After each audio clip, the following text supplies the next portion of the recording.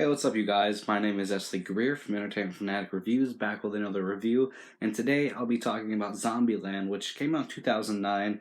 And quick story before I get into the review. First time I ever saw this film was when I was about 13 or 14 years old, and me and my mom and sister all lived together at this duplex, and we always went to Walmart, at least once or twice a week to buy like a $5 movie. But at that time, Zombieland was like $15, and somehow I convinced my mom to buy it, but we enjoyed ourselves with this film. It's one of my favorite zombie comedies, and it's what I like to call Zomedy. It's a really good film, it's really funny, so yeah, let's get started.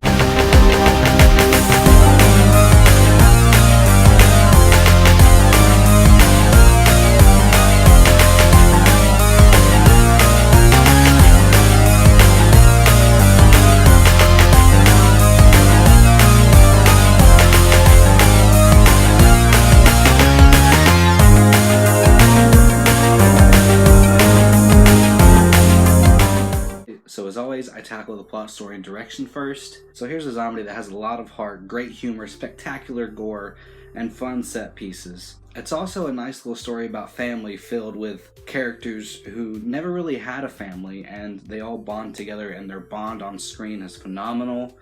It might be a little rocky at first, but by the end of the film, you love each and one of these characters, and they're there for each other by the end of the film. There's some nice cinematography as well, and so the comedy in this film is great. It had me smiling ear to ear, and some parts had me laughing my ass off. Also, there's a cool soundtrack in this film.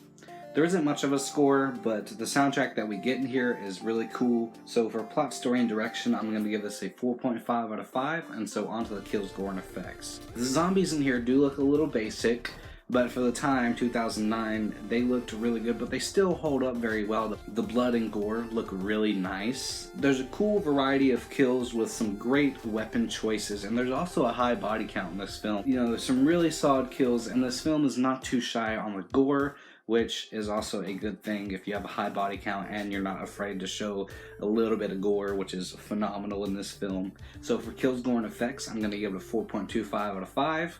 If the zombies looked a little different, that'd been great, because by today's standards, they do look a little basic. But like I said, they still hold up very well with the makeup and blood and gore, so it doesn't really take away too much from the film, but it is something that I just wanted to point out. And so onto the acting. You have a whole cast of A-listers in this film. You have Woody Harrelson, you have Jesse Eisenberg, Emma Stone, and Abigail Breslin, which are all great actors and actresses, and they played their roles to a T. I couldn't see anyone else playing these roles because they work off one another very well. And, they're the four main characters that you follow throughout the film, but you get a great cameo by Bill Murray, which I like this is probably my favorite cameo of Bill Murray ever. I don't really care. I haven't seen Ghostbusters 2016, but I did watch the cameos, and I just didn't really care for his cameo in that. But when I think of Bill Murray cameos, I think of Zombieland because it was hilarious. But like I said, the acting in here is the strong suit of the film, but I don't know why the hell Amber Heard has to be in here. I don't really like her.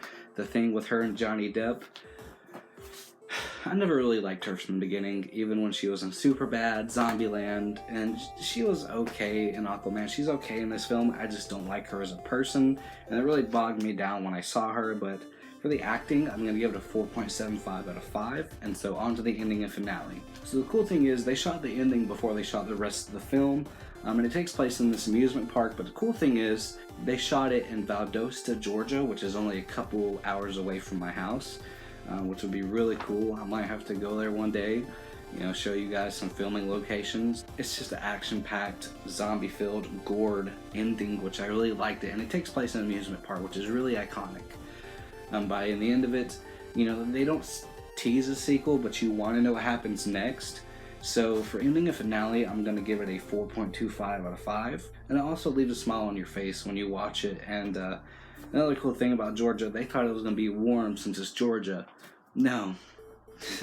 Just wait 5 minutes and it'll be different weather when you live in Georgia.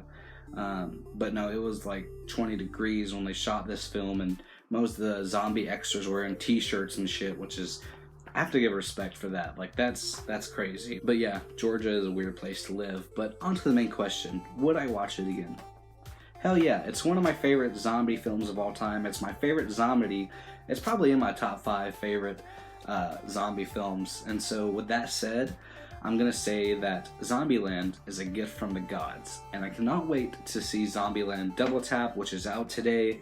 I'll probably have to wait till tomorrow or maybe the next day to watch it, or after. I'll probably have to do it when I get paid, because I really want to see Joker and I really want to see Double Tap for sure, and I want to see Doctor Sleep when that comes out, and The Lighthouse.